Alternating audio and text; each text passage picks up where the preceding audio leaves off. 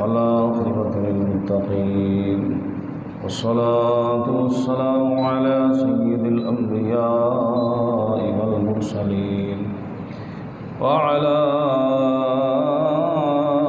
آله وخلفائه وأصحابه وإترته وبناته وأوليائه وعلماء أهل سنته أجمعين.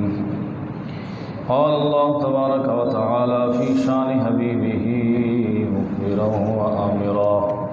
قال الله تبارك وتعالى في الكلام المجيد والفرقان الحميد. أعوذ بالله من الشيطان الرجيم. بسم الله الرحمن الرحيم. ولا تقولوا لمن يقتل في سبيل الله أموات بل أحياء ولكن لا تشعرون. صدق الله مولانا العظيم وبلغنا رسوله النبي الكريم الأمين. إن الله وملائكته يصلون على النبي يا أيها الذين آمنوا صلوا عليه وسلموا تسليما. الصلاة والسلام عليك يا سيدي يا رسول الله وعلى آلك وأصحابك يا سيدي يا حبيب الله. الصلاة والسلام عليك يا سيدي يا رحمة للعالمين وعلى آلك وأصحابك يا سيدي يا خاتم المعصومين. اے حسین ابن علی تیری شہادت کو سلام. اے حسین ابن علی تیری شہادت کو سلام. کربلا میں کی جو تو نے اس عبادت کو سلام. ڈٹے گیا تو فوج عدو کے سامنے. اے حسن کے پیارے بھائی تیری شجاعت کو سلام. اے حسن کے پیارے بھائی تیری شجاعت کو سلام. مصطفیٰ تیری شہادت دیکھنے خود آ گئے. مصطفیٰ تیری شہادت دیکھنے خود آ گئے. مرتضیٰ کے لاڈلے تیری کرامت کو سلام. مرتضیٰ کے لاڈلے تیری کرامت کو سلام. کوفی یزیدی رافضی سب تھے مقابل میں تیرے. کوفی یزیدی رافضی تھے مقابل میں تیرے. گھر لٹا کر بات رکھ لی تیری سخاوت کو سلام. گھر لٹا کر بات رکھ لی تیری سخاوت کو سلام. کربلا میں جو کی تو نے اس عبادت کو سلام. اہل سنت حاضر خدمت رہے ہر دم تیری. اہل سنت حاضر خدمت رہے ہر دم تیری اس پیاری دل نشیں تیری رفاقت کو سلام، اس پیاری دل نشیں تیری رفاقت کو سلام، حسین ابن علی تیری شہادت کو سلام، کربلا میں جو تو نے کی اس عبادت کو سلام۔ حمد و صلات کے بعد اللہ تبارک و تعالی جل جلالہ وعظم نوالہ وعظم شانہ واتم برہانہ کا لامحدود شکر ہے، جس کے خصوصی فضل و احسان سے ہم اس کی پاک بارگاہ میں حاضر خدمت ہیں۔ اللہ جل شانہ کی بارگاہ میں دعا ہے خالق کائنات اسی طرح اسلام والی سلامتی، ایمان والی موت عطا فرمائے۔ بابدی وقار آج 15 محرم الحرام ہے۔ سابقہ جمعۃ المبارک کو ہم نے صبر کے متعلق اور پھر صبر حسین کے متعلق کچھ باتیں گوش گزار کرنے کی سعادت حاصل کی تھی۔ آج کے مختصر سے وقت میں اس بات کی طرف توجہ دلانے کی کوشش کریں گے، فکر امام حسین رضی اللہ تعالیٰ عنہ کے حوالے سے۔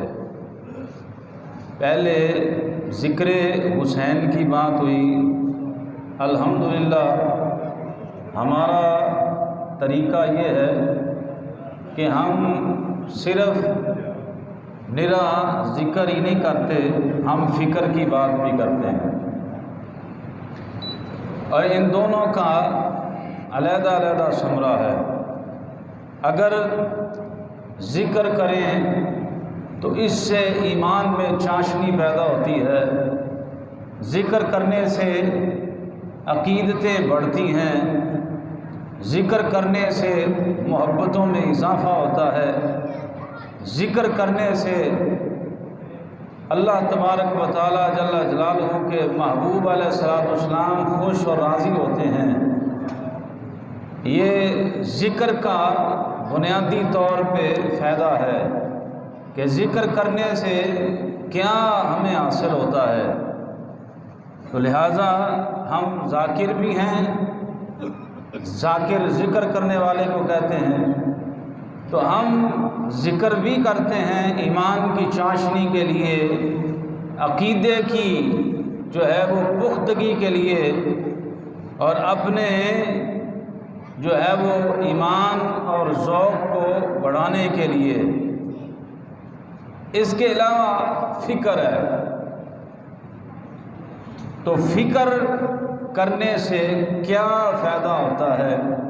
فکر کرنے سے عمل پیدا ہوتا ہے، اور بنیادی طور پہ فکر جو ہے یہ ہمیں اصل حقیقی انسانیت کی طرف لے جاتا ہے۔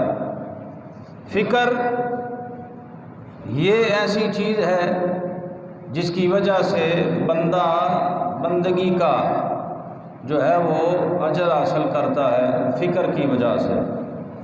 تو لہٰذا ہم نے ذکر بھی کیا الحمدللہ، اپنی بساط اپنی حیثیت کے مطابق ذکر بھی کیا اور کرتے رہیں گے دم آخری تک، آخری دم تک ہم ذکر کرتے رہیں گے نفوس قدسیہ کا، پاک ہستیوں کا۔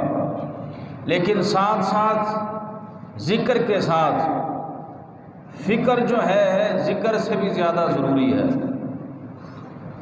آج ہم دیکھتے ہیں پوری دنیا میں، پوری عالم اسلامی دنیا میں، محرم الحرام میں ذکر حسین اہل بیت کا ذکر ہمیں نظر آتا ہے، لیکن جو اصل ماں حاصل ہے کربلا کی فکر اور کربلا سے ہمیں حاصل کیا ہوتا ہے؟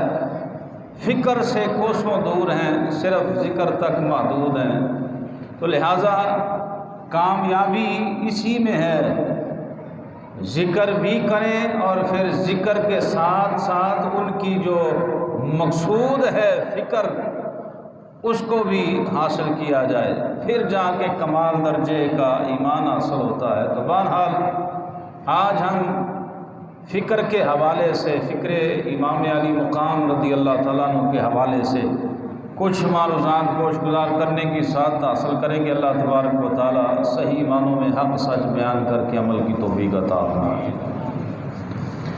اللہ تبارک و تعالیٰ نے شہداء کی عظمت مقام بیان فرمایا قرآن عزیز میں، وَلَا تَقُولُوا لِمَن يُقْتَلُ فِي سَبِيلِ اللَّهِ أَمْوَاتٌ، فرمایا کہ نہ کہو ان کو جو اللہ کی راہ میں قتل کیے گئے، اللہ کی راہ میں شہید کیے گئے، قتل کیے گئے، کیا نہ کہو اموات کہ یہ مر گئے، یہ مردہ ہیں، بل احیاء، بلکہ وہ زندہ ہے، ولکن لا تشعرون، تمہیں ان کی زندگی کا شعور نہیں۔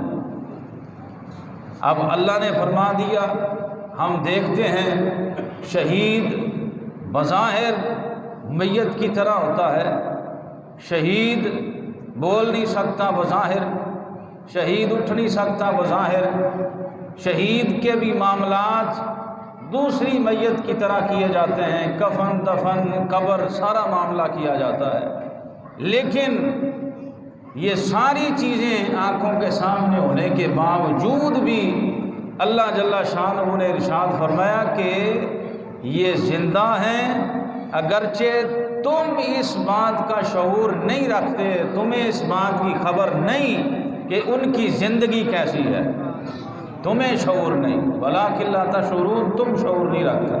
اور یہاں سورۃ بقرہ میں اللہ رب العزت نے فرمایا کہ کہو نہیں، کہنا نہیں تم نے ان کو مردہ، یہ زندہ ہیں۔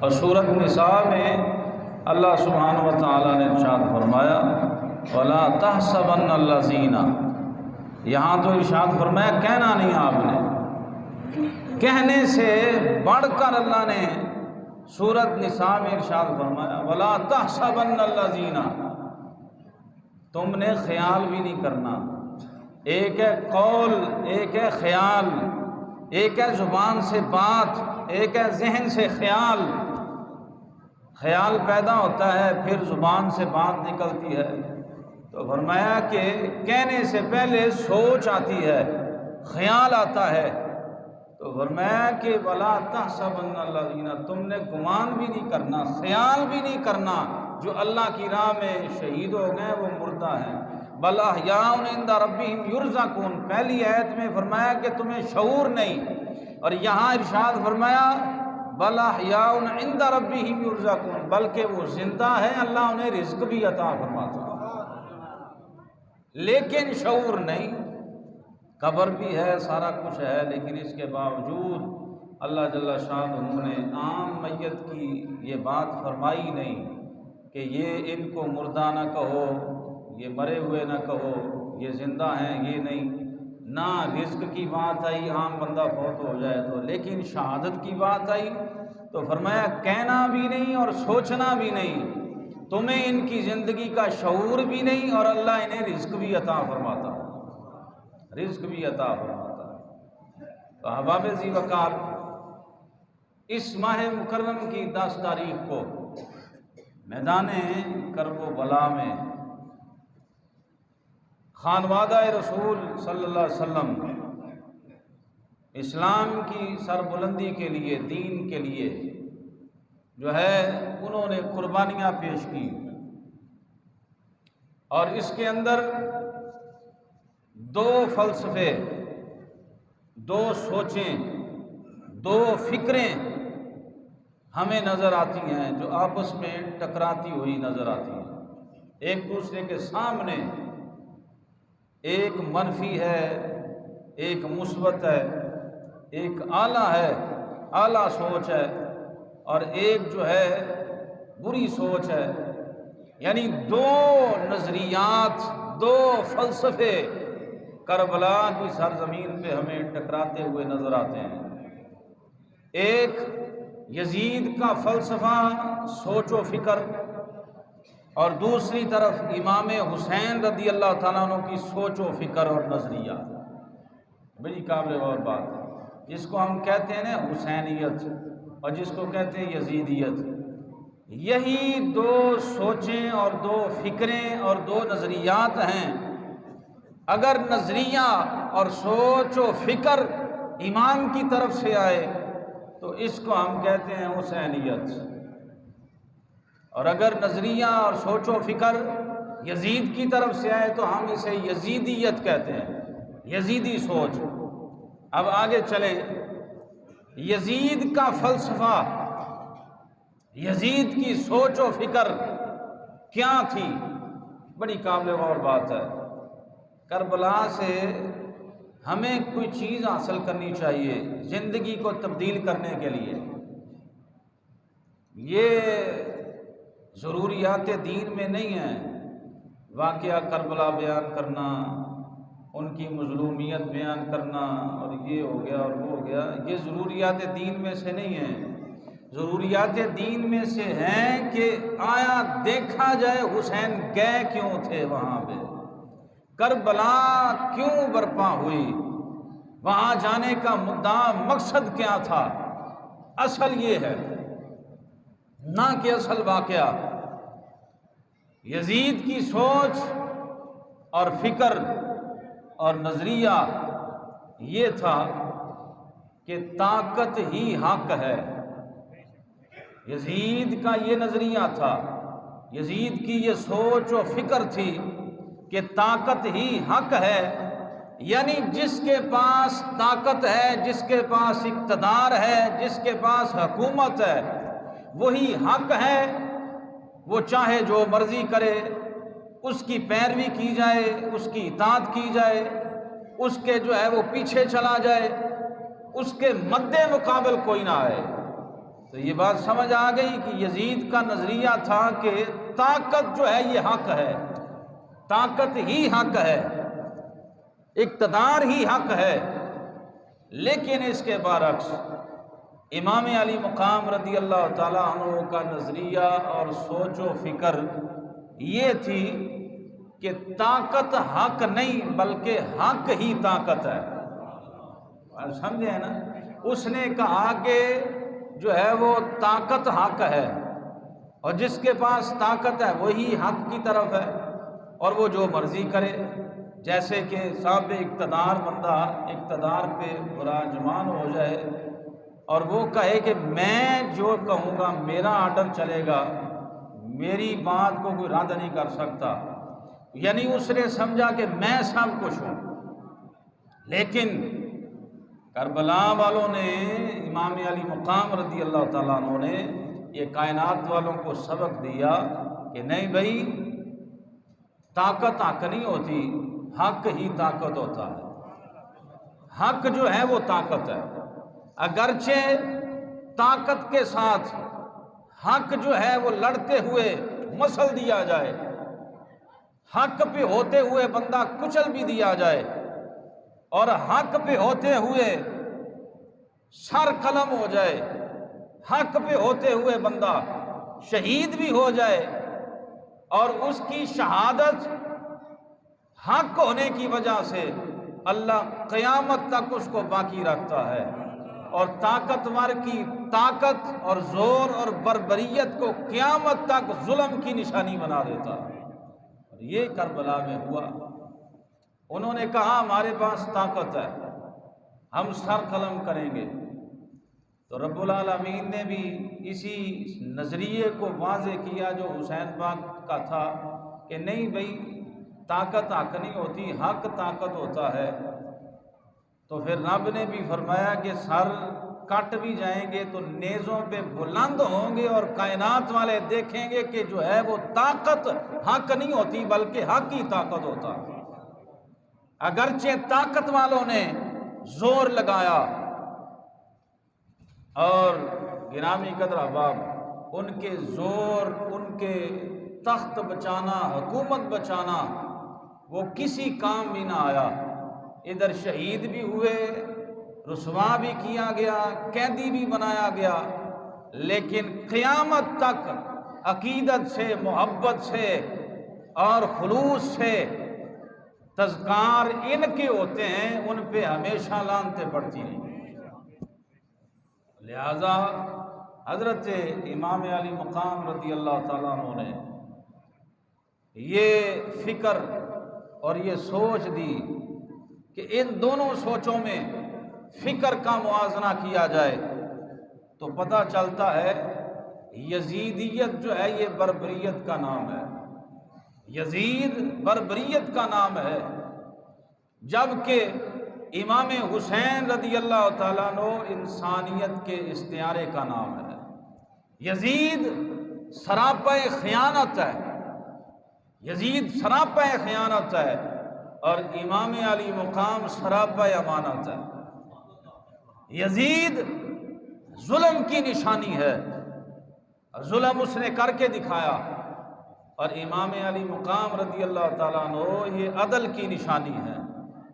یزید جبر ہے، یزید اور یزیدیت یہ ایک جبر کا نام ہے، تو امام علی مقام رضی اللہ تعالیٰ عنہ ایک صبر کا نام ہے۔ یزید بے حیائی، لوٹ مار کا نام ہے، امام حسین رضی اللہ تعالیٰ عنہ سراسر تقویٰ، پرہیزگاری اور اثار کا نام ہے۔ ان دو کرداروں میں یزید باطل کردار کا نام ہے اور حسین پاک جو ہے وہ حق کے کردار کا نام ہے۔ تو یہ بات آپ نے کرب و بلا کے میدان پہ ثابت کی کہ طاقت حق نہیں ہوتی، حق ہی طاقت ہوتا ہے، حق ہی بالآخر جو ہے وہ ابھرتا ہے، اور حق ہی کا بول بالا ہوتا ہے، چاہے بظاہر کم ہی کیوں نہ نظر آئے، لیکن ایک وقت آتا ہے کہ حق ہی کی طرف جو ہے وہ لوگ رجوع اور مائل ہوتے ہیں۔ بالآخر آئیں کربلا میں یزید کے کردار کی 3 جہات ہیں، علماء اکرام فرماتے ہیں، اور ان 3 جہتوں کو آپ دیکھیں گے۔ آج لوگ، آج کے دور میں بھی یزیدی النسل لوگ موجود ہیں، آج کے دور میں بھی یزید کا دفاع کرتے ہوئے ہمیں نظر آتے ہیں۔ آپ سوشل میڈیا دیکھیں کہ جناب بڑے اس طرح کے لوگ نظر آتے ہیں جو امام علی مقام رضی اللہ تعالیٰ عنہ کو باغی معاذ اللہ قرار دیتے ہیں کہ ان کو نہیں جانا چاہیے تھا، حاکم وقت کے خلاف بغاوت انہوں نے کی، انہوں نے جان بوجھ کر بچوں کو، چھوٹے چھوٹے بچوں کو شہید کروایا، یہ نہیں انہیں کرنا چاہیے تھا، بیعت کرنی چاہیے تھی۔ یعنی ہر لحاظ سے یزید کے بیٹے اور یزیدی کردار کو پروموٹ کرتے ہوئے ہمیں لوگ مولوی کئی نظر آتے ہیں، لیکن اس کے برعکس آپ یہ 3 جہتیں، 3 صورتیں دیکھیں گے تو آپ کو اندازہ ہو جائے گا کہ یزید کا کردار کیسا تھا، اور آج جو اس کا دفاع کرنے والے ہیں وہ کہاں پہ کھڑے ہوئے ہیں۔ اس کا ایک کردار تھا سیاسی کرپشن، ایک تھا مالی کرپشن، اور ایک تھا اخلاقی کرپشن۔ سیاسی، مالی اور اخلاقی، یہ 3 جہتیں ہیں یزید کی، اور ان 3 جہتوں میں اس نے نظام عدل اور نظام خلافت اور حق کو اور اخلاقیات کو، اور اس نے مالی طور پہ جو حاکم وقت کا ایک ذمہ داری ہوتی ہے اس کے برعکس اس نے ان ساری چیزوں کو تار تار کیا اور ذلیل و رسوا کیا، اور کائنات والوں کو یہ ابھی بھی پتہ نہ چلے کہ اس کے کردار کیسے ہیں۔ بڑی قابل غور بات ہے۔ سب سے پہلا اس کا کردار سیاسی کردار، سیاسی کرپشن تھی۔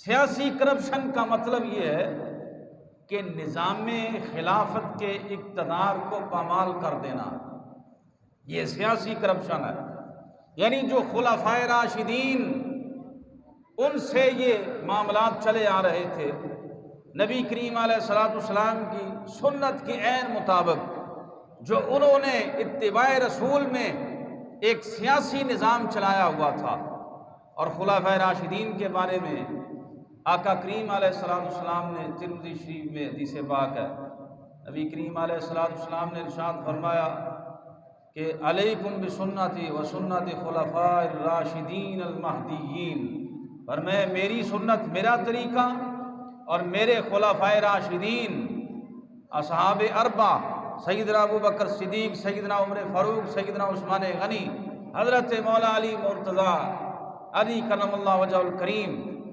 رضوان اللہ علیہ مجمعین، ان کا جو ایک طرز خلافت اور ان کا جو طریقہ ہے، آقا علیہ السلام نے فرمایا میری سنت، سنتی و سنتی خلفاء الراشدین المہدیین، جو میری سنت پہ چلا، میرے خلفاء جو اصحاب اربع ہیں ان کے طریقوں پہ چلا، تو یہ ہدایت یافتہ لوگوں میں سے، یہ اچھا اعلیٰ بہترین ہدایت یافتہ طریقہ ہے۔ اب اس نے سب سے پہلے سیاسی کرپشن یہ کی کہ نظام خلافت کی اقتدار کی جو ہے اس کو پامال کر دیا۔ جو نظام چلا تھا سیدنا ابو بکر صدیق اور مولا حیدر کرار اور حضرت امام حسن مجتبی رضی اللہ تعالیٰ عنہ، یہ بھی خلیفہ راشد ہیں، 6 مہینے ان کی بھی خلافت ہے۔ تو آقا کریم علیہ الصلوۃ والسلام کے فرمان کے عین مطابق جو سیاست آقا علیہ السلام کی سنت اور وہ خلفائے راشدین کا طرز عمل تھا، اس کو اس نے پامال کر دیا۔ جہاں خلیفہ وقت حضرت سیدنا فاروق اعظم رضی اللہ تعالیٰ عنہ جیسے اپنے زمانہ اقتدار میں اور زمانہ خلافت میں یہ سوچ رکھیں کہ دجلہ کے کنارے پہ کوئی بکری کا بچہ بھی بھوک سے مر گیا تو عمر سے قیامت والے دن پوچھا جائے گا۔ اب اس نے، یزید نے اس کے برعکس کربلا میں خانوادہ رسول کے چھوٹے چھوٹے بچوں کو شہید کیا، حضور کی آل کو اس نے تہ تیگ کروایا، آقا علیہ الصلوۃ والسلام کے خاندان کی بے حرمتی کی۔ سب سے پہلے اس نے یہ سیاسی کرپشن کی کہ نظام خلافت کے اقتدار کو پامال کر دیا، جو سلسلہ چلا آ رہا تھا اس کو یکسر اس نے تبدیل کر دیا۔ اس کے بعد مالی کرپشن ہے، مالی کرپشن، مالی طور پہ اس نے سب سے پہلے جو نبی کریم علیہ الصلوۃ والسلام کے ضعیف العمر اصحاب تعینات تھے مختلف جو ہے وہ صوبوں میں، سب سے پہلے اس نے ان کو برطرف کیا۔ صحابہ اکرام تابعین کو جو نیک صالح اور متقین تھے، یزید نے ان کو ہٹا کر اپنے لونڈوں کو وہاں پہ لگایا۔ آقا علیہ السلام یہ مالی طور پہ کرپشن کی کہ جو مال تھا اس میں عیاشیاں فحاشیاں کرتے رہے، یہاں تک کہ آپ دیکھیں کہ خلیفہ وقت ہوں سیدنا فاروق اعظم رضی اللہ تعالیٰ عنہ، اور آپ کے دور میں جب آپ خطبہ دینے کے لیے ممبر شریف پہ جلوہ گر ہوئے تو ایک بندہ کھڑا ہو گیا، اس نے کہا جی سب کو ایک ایک چادر ملی ہے، ایک ایک چادر ملی ہے، اور آپ کا کرتا کیسے ایک چادر میں، آپ کا قد مبارک لمبا تھا، آپ کا کرتا کیسے ایک چادر میں بن گیا؟ آپ جواب دیں، یہ خلیفہ وقت ہیں۔ اور یہ نہیں کہا کہ تجھے کوئی حق نہیں بولنے کا، تو ماما لگ رہا ہے، میری حکومت ہے، میں جو مرضی کرا، ایسی بات نہیں، یہ خلافت ہے۔ سیدنا فاروق اعظم سے عام بندہ سوال کر رہا ہے کہ جناب ہمیں بتایا جائے، آپ کا کرتا 2 چادروں سے بنتا ہے اور ملی ایک چادر ہے، اور پھر کیسے آپ نے یہ کرتا بنا لیا 2 چادروں سے؟ آپ نے امانت میں خیانت نوتی کی؟ تو سیدنا فاروق اعظم نے فرمایا کہ میں اس کا جواب دوں تو شاید تم نہ مانو۔ اپنے بیٹے عبداللہ بن عمر کو کہا بیٹے تو جواب دے، وہ کھڑے ہوئے، کہا مجھے جو چادر ملی تھی میں نے بھی ابا جی کو دے دی، میں نے وہ ابا جی کو دی اور 2 چادروں سے ملا کر یہ کرتا بنا ہے۔ تو یہاں مالی کرپشن آ گئی۔ یزید نے سب سے پہلے جو ہے وہ مال دولت اس کو ضائع کیا، اور جو آقا علیہ الصلوۃ والسلام کے اصحاب کے تعینات شدہ جو وزراء اور اس وقت کے گورنر وہ لوگ تھے، ان کو ہٹا کے اپنے لونڈوں کو جو ہے وہاں پہ لگا دیا، اور یہاں تک کہ مالی کرپشن کی بات آ گئی تو خلیفہ وقت حضرت مولا علی رضی اللہ تعالیٰ عنہ حیدر کرار، آپ بطور خلیفہ قاضی شرح کی عدالت میں مقدمہ چلا تو پیش کیے گئے۔ ایک یہودی نے مقدمہ کیا کہ یہ جو ان کے پاس زرہ ہے یہ میری ہے۔ یہ جنگ میں زرہ استعمال ہوتی تھی، لوہے کا ایک خاص قسم کا لباس ہوتا ہے اس وقت اپنے تحفظ کے لیے، تو یہ زرہ جو ہے یہ میری ہے۔ قاضی شرح تھے اس وقت چیف جسٹس حضرت مولا علی رضی اللہ تعالیٰ عنہ کے زمانے میں۔ قاضی شرح نے بلایا امیر المومنین کو کہ آئیں جی آپ جواب دیں اس بات کا۔ تو حضرت مولا علی رضی اللہ تعالیٰ عنہ امیر المومنین تھے، انہوں نے کہا جی اس بات کا گواہ میرا بیٹا حسن ہے، حسن مجتبیٰ ہے، یہ زرہ میری ہی ہے۔ تو قاضی شرح نے کہا جی گواہی میں بیٹا گواہ نہیں بن سکتا، کسی اور کو گواہ لائیں۔ یہ شرعی طور پہ یہ مسئلہ ہے کہ اگر باپ کی گواہی کی ضرورت پڑے تو بیٹا اور خاص رشتہ جو ہے وہ گواہی نہیں دے سکتا، وہ تو لوگ کہیں گے کہ اپنا ہے تو پھر صحیح ہے۔ تو قاضی شرح نے امیر المومنین سے فرمایا کہ جناب آپ اگرچہ امیر المومنین ہیں لیکن یہ آپ اصول جانتے ہیں کہ گواہ کے لیے بیٹا گواہی نہیں دے سکتا۔ تو آپ نے فرمایا کہ بھی میرے پاس تو یہی گواہ ہے کہ اس کو ہی پتہ ہے یہ میری زرہ ہے۔ اب انہوں نے کہا جی یہ زرہ یہودی کو دے دیں، حالانکہ اس کی تھی نہیں، تھی حضرت مولا علی کی۔ تو پھر وہ جو یہودی تھا اس نے کہا میں نے تمہارا نظام عدل اور یہ جو انصاف اور قوانین کی پاسداری ہے میں اس کو دیکھ کے کلمہ پڑھتا ہوں، یہ زرہ میری نہیں، میں نے تو چیک کرنے کے لیے مقدمہ کیا تھا۔ اب دیکھتے ہیں کہ یہ کیا کرتے ہیں امیر المومنین، یہ ضبط کرتے ہیں کیسا فیصلہ ہوتا ہے۔ تو وہ یہودی کلمہ پڑھ کے مسلمان ہو گیا اس نظام کو دیکھ کر کہ یہاں اس نظام میں مالی کرپشن نہیں ہوتی، مالی طور پہ کوئی کرپشن نہیں ہے۔ لیکن یزید نے اس کے برعکس کیا۔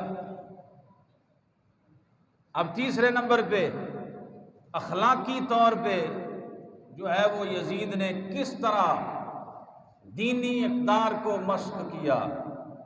جی اب ان کو حیا شرم نام کی ان کے اندر کوئی چیز نہیں، جو یزید کو حق پر اور اس کو جو ہے وہ اس کے طرفدار بنتے ہیں، اس بات کا بھی انہیں خیال نہیں آتا۔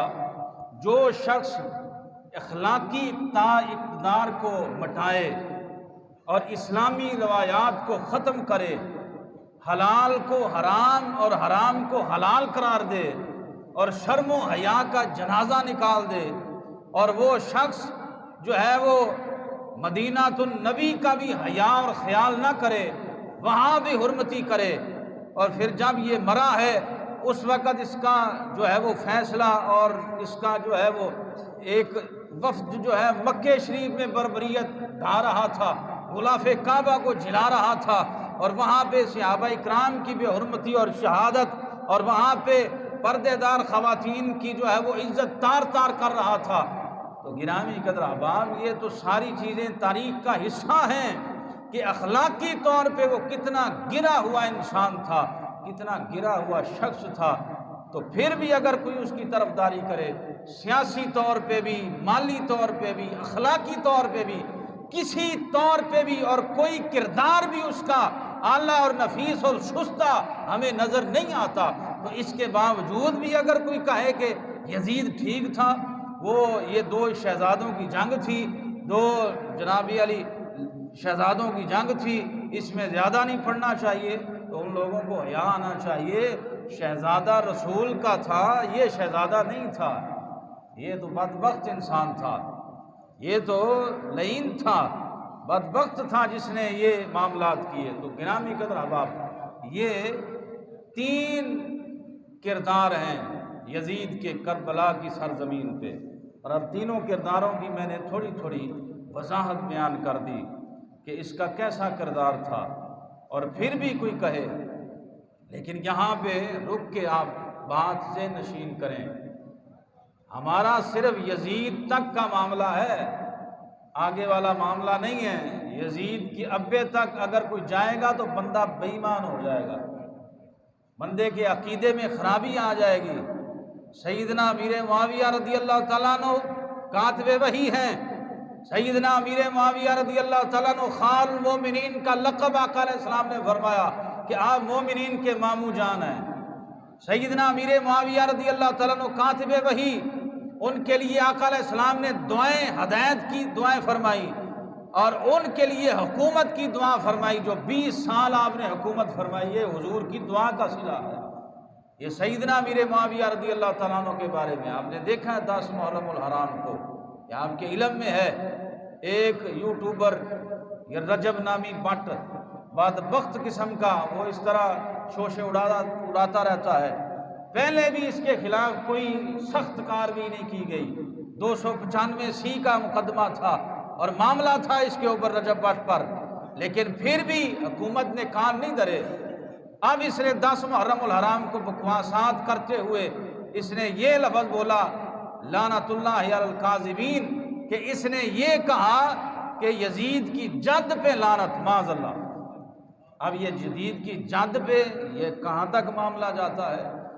آپ کے والد پر، آپ کے ابا حضور پر، سیدنا حضرت ابو سفیان رضی اللہ تعالیٰ عنہ پر، یہ کہاں تک اس نے لعنت کا معاملہ کیا؟ اور پھر بھی حکومت جو ہے وہ اس طرف کان دھرنے پہ تیار نہیں ہے۔ جی شاید یہ وجہ ہے کہ محسن نقوی وہ دوسری پارٹی کا بندہ ہے جی، یا کوئی اور ہے، لہذا جو حق ہے وہ حق ہی ہے۔ ہم یزید تک لعنت کر سکتے ہیں، یزید کو برا بھلا کہہ سکتے ہیں، لیکن یزید کے والد گرامی کی بات نہیں کوئی کر سکتا ہے جی۔ صحابی رسول ہیں، کاتب وحی ہیں، تو لہذا گرامی قدر احباب، یزید کے جو معاملات ہیں وہ اس کے ساتھ متعلق ہیں، اس میں سیدنا امیر معاویہ رضی اللہ تعالیٰ عنہ کا کوئی کردار نہیں۔ اب اگر کوئی سوال کرتا ہے کہ بھئی آپ ہی نے تو خلیفہ مقرر کیا تھا اسے، بڑی قابل غور اور بڑا امپورٹنٹ سوال ہے۔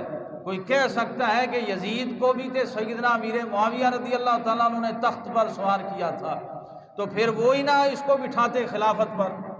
تو سوال یہ ہے کہ جب آپ نے بٹھایا تھا اس وقت یہ بد کردار نہیں تھا، اس وقت یہ نمازی بھی تھا، دین کے حکام پہ عمل پیرا بھی تھا، اس وقت اس کے اندر ایسی کوئی عملی خرابی نہ تھی۔ ورنہ اگر ہم یہ سوال کریں گے تو سیدھا ڈائریکٹ جو ہے وہ ٹارگٹ سیدنا امیر معاویہ رضی اللہ تعالیٰ عنہ بنیں گے کہ ایک صحابی رسول نے ایسا کام کیا کہ بیٹا بد کردار تھا اور اس کو خلافت دے دی۔ تو لہٰذا یہ بات نشین رہے کہ جب تک سیدنا امیر معاویہ رضی اللہ تعالیٰ عنہ اب حیات ہے، اور جب اس کو براجمان کیا ہے، اپنے تخت نشین کیا ہے، اپنا خلیفہ مقرر کیا ہے، اس وقت تک ٹھیک تھا، اس وقت تک بالکل اس کے اندر خرابی نہیں تھی، لیکن بعد میں خرابیاں پیدا کی اس نے، بعد میں تو پھر لعنت کا ایسا مستحق ہوا۔ حضرت امام احمد بن حنبل رحمۃ اللہ علیہ، یہ بھی اہل سنت کے امام ہیں، مقلدین کے اماموں میں سے۔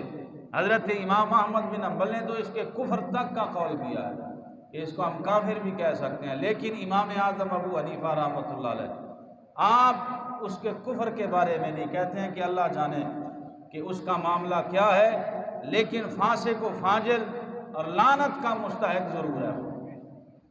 گرامی قدر احباب، یہ اس کی عملی خرابیاں اور بد کردار ہونے کی وجہ سے جو قیامت تک اس پہ لعنت کا جو ہے وہ طوق پڑ گیا، اور قیامت تک جو ہے وہ اس کو جو ہے وہ یہ ایک ظلم کی نشانی اور بربریت کی نشانی اور جو ہے وہ فساقیت اور صفاقیت اور فسق و فجور کی نشانی کے طور پہ یاد کیا جائے گا، اور قیامت تک حسین کو رحمت کی نشانی کے طور پہ یاد کیا جائے گا۔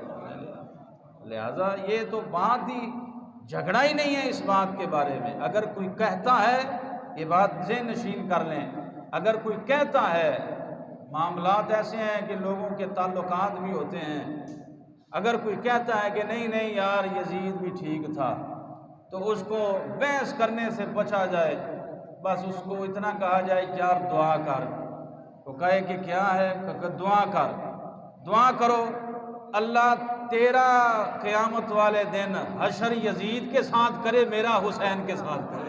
اب گل ختم، بات ہی ختم کر دیں یہ دعا کر کے، کہ یہ دعا کرتے ہیں ہم دونوں، بحث نہیں کرتے، تو کہتا حق پہ ہے، میں کہتا ہوں حسین حق پہ ہیں، تو پھر دعا کرتے ہیں اللہ تیرا حشر یزید کے ساتھ کرے، میرا حشر حسین کے ساتھ کرے، بات ختم ہوگی۔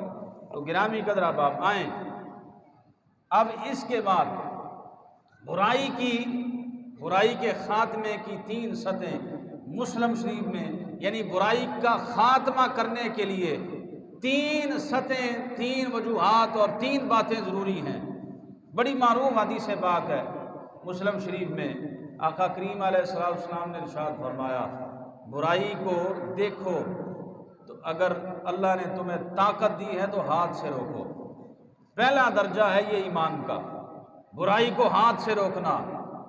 اگر آقا علیہ السلام جانتے تھے میرے امت میں کئی ایسے لوگ بھی ہیں کہ جو ہاتھ سے برائی نہیں روک سکتے، اور ان کے کوئی سیاسی معاملات ہوتے ہیں، وہ صرف بیان ہی دے سکتے ہیں، وہ بول ہی سکتے ہیں، تو پھر آقا علیہ السلام نے فرمایا کہ پھر اگر تم ہاتھ سے نہیں روک سکتے تو پھر زبان سے روکو، زور بیان سے کام لو، اور لوگوں کو بتاؤ ظلم کے بارے میں، زبان سے برائی کو روکو۔ بڑی قابل غور بات ہے۔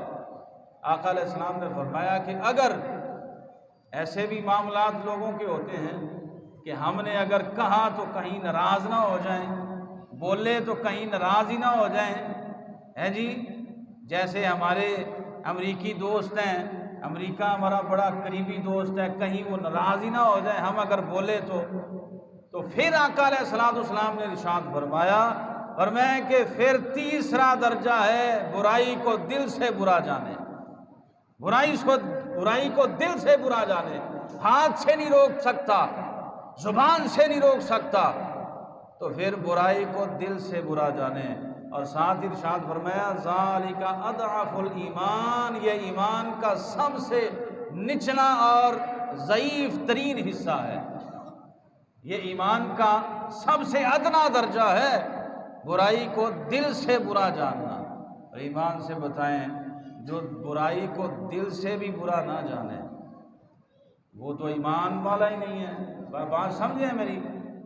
اور یہ انجوائمنٹ ہے، یہ انجوائمنٹ ہے، جب مثال کے طور پہ شادی ہو تو شادی پہ ناچ گانے کا پروگرام، اور برا کام شراب اور فحاشی عریانی، تو یہ بندہ نمازی پرہیزگار ہو تو پھر اس کو وہ کہے کہ یار آپ نیک بندے ہیں، آپ کے گھر میں یہ اچھا نہیں لگتا ایسا معاملہ کنجر خانہ، تو پھر وہ آگے سے یہ کہہ دے ہوں کی کریے جی، پھر چلو بچے جو ہے پھر تو کوئی بات نہیں، تو پھر یہ بھی حاجی صاحب قریب کھڑے ہو کے یہ بھی دیکھیں موج مستی، تو پھر اندازہ لگائیں دل سے بھی برا نہیں جانا برائی کو۔ تو آقا علیہ السلام فرماتے ہیں کہ جو برائی کو دل سے برا جانے وہ اضعف الایمان ہے، یعنی سب سے ایمان سے ادنا درجہ، اور جو برائی کو برائی بھی نہ سمجھے تو پھر وہ کیا ہے، وہ تو سیدھی بات ہے، اس کے اندر تو ایمان ہی نہیں ہے، وہ بندہ مومن ہی نہیں ہے جو برائی کو بھی برائی نہ سمجھے۔ اب آئیں اس حدیث پاک کی تناظر میں دیکھتے ہیں ہم امام علی مقام رضی اللہ تعالیٰ عنہ میدان کربلا میں یہ راہ عزیمت کے مسافر بنے، ایک ہے رخصت، ایک ہے عزیمت۔ رخصت یہ ہے اللہ پاک نے ارشاد فرمایا کہ بندہ جان بچانے کے لیے حرام چیز بھی فمن اضطر غیر باغ ولا عاد فلا اثم علیہ، فرمایا کہ وہ حرام چیز بھی بندہ اتنی استعمال کر سکتا ہے جو اس کی جان بچ جائے۔ تو یہ ہے راہ رخصت، یہ اختیار کر سکتا ہے بندہ۔ اور یہاں پہ ایک رخصت تھی اور ایک عزیمت تھی۔ رخصت میں صرف جواز ہے، رخصت میں صرف ثواب ہے، لیکن کربلا میں حسین نے راہ عزیمت اختیار کر کے بتا دی، ہم جائز والے نہیں ہیں، ہم تو افضل کام کرنے والے ہیں۔ اللہ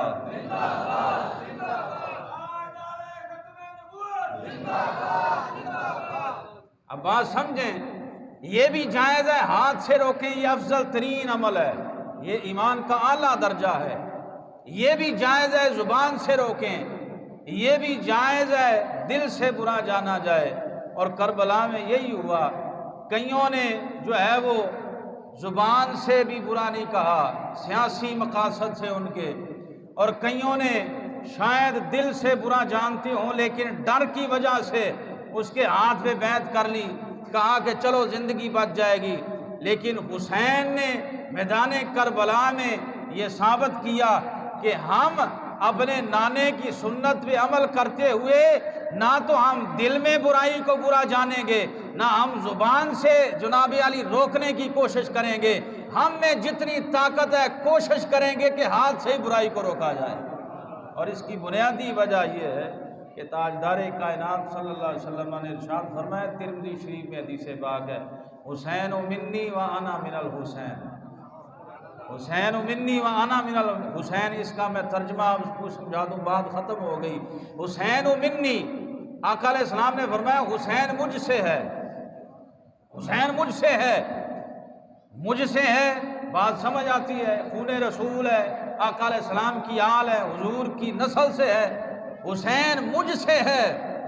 بڑی قابل غور بات اور نقطے کی اور ذہن نشین کرنے کی، حدیث پاک کو سمجھنے کی۔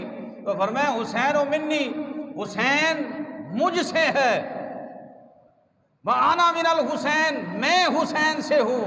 اب یہ دوسرے جملے کا ترجمہ کیا بنے گا؟ یہ تو سمجھ آ گئی کہ حسین نبی سے ہے، لیکن یہ بات کہاں سے سمجھ آئی کہ نبی حسین سے ہے؟ تو اس کی واضح تشریح یہ ہے کہ مدینے سے لے کے کربلا تک حسین جو ہے نبی سے تھا، حسین نبی سے ہے، مدینے سے لے کے اور 1 سال سے لے کر 56 سال تک حسین مصطفیٰ سے تھا، اور قیامت تک کربلا سے لے کر قیامت تک مصطفیٰ حسین سے ہے۔ یعنی کردار مصطفی، سنت مصطفی، انداز مصطفی اور آقا علیہ الصلوۃ والسلام کی بطرز شہادت وجود حسین کربلا میں حضور کی ہوئی ہے۔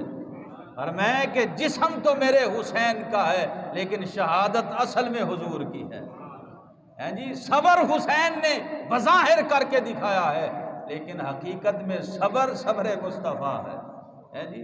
یہ ہے ترجمہ کہ وَأَنَا مِنَ الْحُسَيْن، میں حسین سے ہوں، یعنی میرے کردار کو 4 چاند لگائے کربلا میں حسین نے، تو پھر قیامت تک تذکار مبارک حسین کے ہوں گے، ساتھ ساتھ نانے رسول کے بھی ہوں گے جی۔ سنت کو زندہ کیا آئیں دوستان عزیز، حسینی کردار کو اپنانے کی بڑی ضرورت ہے۔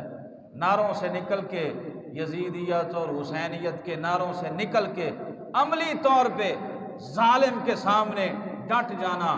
اور اگر یہ سارے جو میں نے یہ کردار بتائے ہیں، اگر کسی حکومت میں یہ کردار پائے جاتے ہوں تو سمجھ لیں یہ وقت کے یزید ہیں، یہ وقت کے یزید ہیں جن میں یہ سارے کردار پائے جائیں، جو بے حیائی کو پروموٹ کریں، فحاشی کو پروموٹ کریں، اور دین اور دینداروں کو پابند سلاسل کریں اور دینداروں پہ پابندیاں لگائیں، تو سمجھ جائیں یہ وقت کے یزید ہیں۔